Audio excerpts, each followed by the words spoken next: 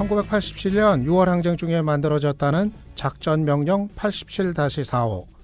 민주화 혈망을 소요로 규정하고 이를 진압하는 작전을 담은 문건입니다.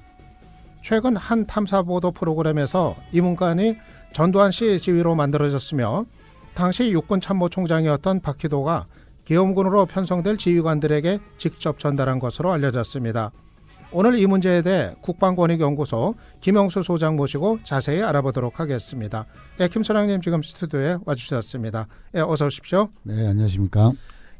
이번에 30년간 묻혀있던 이제 진실이 드러나는 그런 문건의 내용이 알려졌는데요.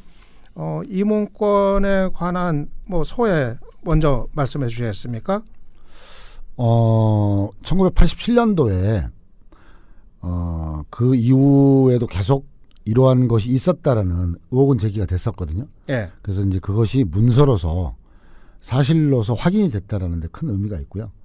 그리고 어쨌든 그 당시에 불법이었고 지금 현재도 처벌 가능하기 때문에 예. 반드시 단죄를 해야 된다고 생각합니다. 예. 이 문건을 예. 공개하는 과정에서 김 소장님이 어떻게 관계가 되셨죠? 저는 이 공개하는 과정에서는 제 역할이 없었고요. 예. 이 문건을 입수를 한 이후 예. 이제 분석에 참여를 했습니다. 분석에. 예, 원래는 그 탐사 보도 프로그램 예. 그 2017 문건의 분석관으로 제가 참여를 했고요. 예. 그래서 분석을 하다가 이 문건이 발견이 됐고, 그래서 2017 문건과 87 문건을 비교 분석해서 그 세부적으로 그 어떤 의미인지 그걸 해석하는 걸 제가 했습니다. 예. 이번에 이 문건의 내용 좀 간단히 아주 압축해서 요약해 주시면 어떻게 소개해 줄 수 있겠어요? 네, 이 문건은 작전 명령입니다.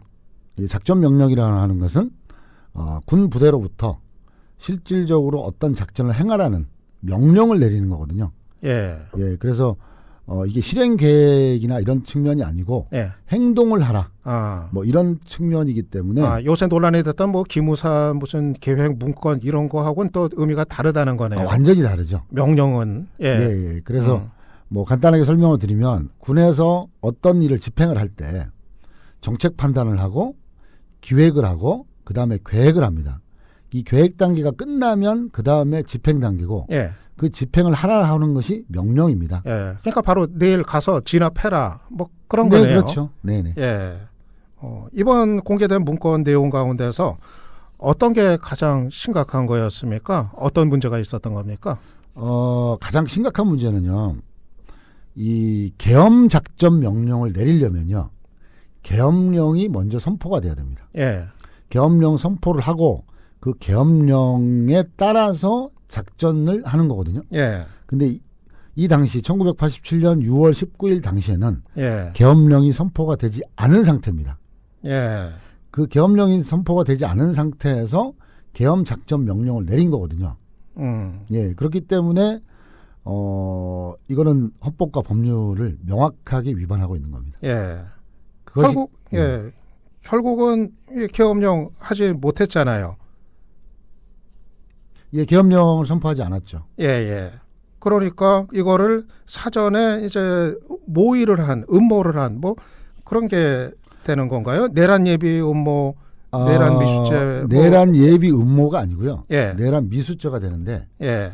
그러니까 왜 내란 미수냐면 이 작전 명령은 이미 내린 겁니다. 6월 19일 날. 예. 그래서 이거를 실행하기 위한 준비에 착수를 했습니다. 이미. 그러니까 행동에 착수했다는 거죠. 예. 행동이라는 것도 초기 행동이 있고 그 중간 행동이 있고 완료 단계가 있는데 이건 초기 행동에 이제 이미 진입을 했고요. 그리고 의지가 있었습니다. 계엄 작전 명령을 실행할 의지가. 예. 근데 외적 내적 요인에 의해서 못하게 된 거죠. 예. 그러니까 외부적 요인은 가장 큰 게 제가 판단하기엔 그렇습니다. 1987년 당시에 평시 작전권이 우리 군에 없었습니다. 그래서 평시에 어떤 작전을 진행하려면 한미연합사 사령관의 승인을 받아야 되거든요. 그래서 이 작전 명령은 내렸지만 이 명령에 대해서 승인을 받지 못했다라고 판단하는 것이고요. 두 번째는 그 군 내에서 일부 반발이 있었던 걸로서 압니다.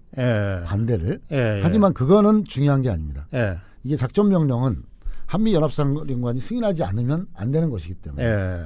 그래서 이 문서를 보면 이렇게 돼 있습니다. 작전명령 87-제45를 지시함이라고 돼 있죠. 지휘함.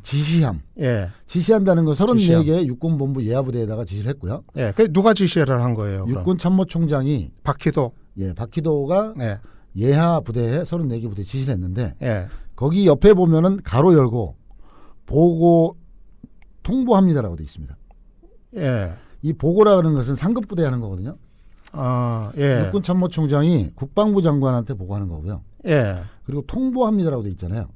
통보라는 거는 그 상급부대가 아닌 다른 부대에다가 하는 건데 제일 끝에 수신처에 보면 여기에는 연합사라고 돼 있습니다. 연합사에다가 통보를 한다는 거예요. 한미연합사. 근데 원래는 이게 이 명령이 떨어지기 전에 이 명령서 이전에 문서가 하나 더 있어야 됩니다. 어떤 거요? 작전 명령에 대해서 승인을 요청합니다.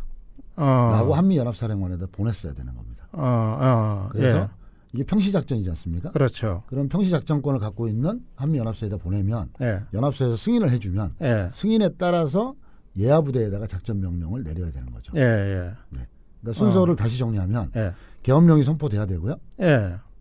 그리고 거기에 따라서 이제 군부대를 움직여야 되니까 한미연합사 승인이 있어야 되고 그 승인에 따라서 그 다음에 이 작전 명령이 내려와야 됩니다. 그렇죠. 그런데 뭐 이제 그런 과정도 없이 그냥 이런 게 이제 추진이 됐다는 얘기인데 그런데 이 명령을 지시한 게 이제 전두환 씨라고 지금 알려져 있거든요. 그거는 어느 걸 통해서 그렇게 결론이 내려지는 거죠? 그 부분은 이제 추가적인 수사를 해야 되지만 현재까지 확인된 거에 의하면 이 문서의 실무 담당자가 그 당시 육군본부의 작전참모부장 이문석입니다. 이문석이가 그 탐사 보도에 나와서 이 부분에 대해서 전두환이 지시를 했고 그 지시에 따라서 육군참모총장 박희도가 본인한테 지시를 했다라고 진술을 하는 겁니다. 그래서 지시권자가 전두환이다라고 지금 추정을 하는 겁니다. 그러면은 이 문건의 내용이 앞으로 어떻게 다뤄지고 처리돼야 된다고 보세요? 이거 수사를 해야 됩니까? 어떻게 됩니까? 공소시효나 이런 문제가 어떻게 되죠? 그런 부분은 이제 충분히 검토를 했는데요. 1995년도에 헌정질서 파괴 범죄자에 대해서 공소시효가 적용이 되지 않는다는 특례법이 만들어집니다. 95년 이제 12월 12일 날. 근데 그 이전까지로 하면 우리나라 이제 공소시효의 최고 기간이 25년이었습니다. 그래서 95년도 특례법이 만들어지지 않았다면 그 25년 이상이 지났기 때문에 이게 수사를 못 하는 거죠. 그런데 95년도 당시에 이 내란 미수죄 공소시효가 살아 있었고요. 그 살아 있었던 것이 지금까지 온 겁니다. 그래서 95년도 헌정질서 파괴 범죄에 관한 특례법에 따라서 현재의 이 사건은 수사 대상입니다. 지금 말씀하신 게 그때 5.18 특별법 그거 아니었나요? 그 전두환 노태우 5.18 특별법하고 약간 다른데요. 그러니까 물론 5.18하고도 관련이 있습니다. 그러니까 군인에 의해서 내란죄라든가 군사 반란이 일어나니 앞으로 우리 역사에서는 절대 이런 일이 일어나지 말도록 하자라는 취지에서 그 군사 반란이나 내란이나 이적죄에 대해서는 공소시효 적용을 하지 않고 아무리 세월이 흘러도 반드시 잠재하겠다. 이런 국민들의 열망이 묻어나서 그래서 국회에서 특례법을 제정을 한 거고요. 95년도 특례법이 적용되고 난 이후에 단 한 번도 그 특례법에 따른 사건에 대한 수사가 없었습니다. 그렇군요. 이게 첫 번째 수사 대상이 되는 겁니다. 그런 특례법이 있다. 저도 그거 좀 살펴봐야겠네요. 그러면은 앞으로 이 사안 뭐 어떻게 다뤄줘야 된다고 보세요? 지금 말씀하신 것처럼 이제 수사를 해야 될 거고, 뭐 단죄를 해야 될 사람 뭐 누가 더 있을까요? 전두환 씨 같은 경우 요즘 그 재판에도 지금 못 나오겠다고 하거든요. 알츠하이머병 때문에 이제 뭐 재판도 나올 생각 전혀 없는 것 같은데 어떻게 해야 되죠? 저는 이 사건의 수사를 받아야 되는 핵심은요. 물론 전두환이지만 예. 저는 박희도 육군참모총장과 예. 그 작전참모부장 이문석 예. 그리고 그 지시에 의해서 움직였던 예. 그 당시 군인들이라고 생각합니다. 예. 왜냐하면 군복을 입고 있었다고 한다면 예. 아무리 명령이라 하더라도요. 예.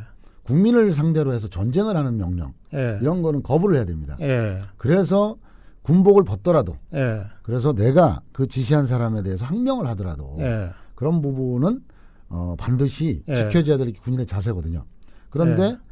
단지 명령이었다고 해서 예. 헌법에 어긋나는 불법이었음에도 불구하고 나는 어쩔 수 없었다. 예. 자, 이런 군인들은 군인도 아닙니다. 그래서 본때를 보여줘야 됩니다. 예. 그래서 앞으로도 군복을 입은 자가 예. 불법적 명령을 지시를 했는데 예. 그거를 군복을 걸고 정하지 않으면 이런 문제는 또 생깁니다. 예. 이번에 2017년 기무문건에서 보셨지만 예. 그 사람들은 죄의식이 없잖아요. 기무사 요원들이 그렇죠. 시켜서 했다는 겁니다. 그거는 기본적으로 군인의 자세가 아니에요. 군인이 왜 존재하느냐? 예. 국가안보와 예. 국민입니다. 국민의 명령에 따라야 되는 거지 일개 깜도 안 되는 무슨 뭐 예. 누굽니까? 예? 국방부 장관 알겠습니다. 예. 뭐 이런 사람들의 명령에 충성하기 위해서 군인이 존재하는 게 아니거든요. 예. 관련됐던 사람들은 이제라도 다 이제 단죄를 하고 처벌을 해야 된다. 반드시 역사는 단죄를 한다는 역사는 예, 알겠습니다. 반드시 보여줘야 됩니다. 예, 알겠습니다. 작전명령 87-45 새롭게 알려진 이 내용과 관련해 가지고 예, 오늘 스튜디오까지 와주셔서 좋은 말씀 감사했습니다. 네, 고맙습니다. 예, 지금까지 국방권익연구소 김영수 소장이었습니다. 국민라디오 팟캐스트 응원하는 가장 쉬운 방법 아시나요? 다운로드하기, 별점 주기, 댓글 달기, 구독하기.